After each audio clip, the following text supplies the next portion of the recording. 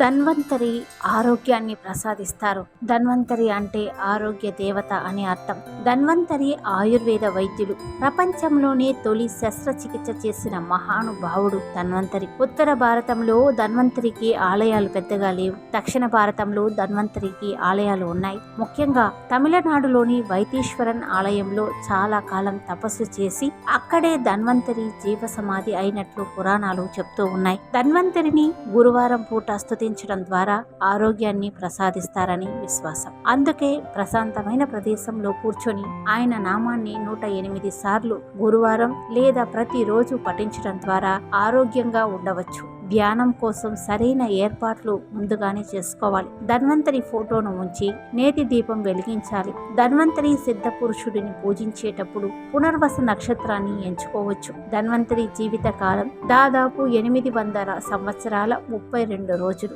ఆయనకు వందలాది శిష్యులు, నంది గురువుగా ఉన్నారు. సూర్యుని 16 శిష్యుల్లో ధన్వంతరి ఒకరు. కర్మానుసారం ఒక వ్యక్తి తమలో సంభవించే అనారోగ్యం నుంచి బయటపడాలి అంటే ధన్వంతరిని పూజించవచ్చు.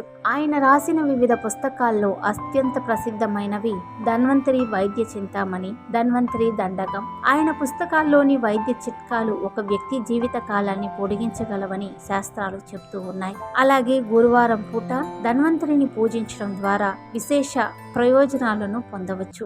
ఓం నమో భగవతే వాసుదేవాయ, ధన్వంతరే అమృత కలశహస్తాయ, వజ్ర జలోక హస్తాయ, సర్వామయ వినాశనాయ, త్రైలోక్యనాథాయ, శ్రీ మహావిష్ణవే నమః అంటూ ఆ ధన్వంతరిని ప్రార్థిస్తే ఆరోగ్యానికి ఎలాంటి లోటు ఉండదు. దీర్ఘకాలిక రోగాలు తొలగిపోతాయి అంటున్నారు ఆధ్యాత్మిక పండితులు.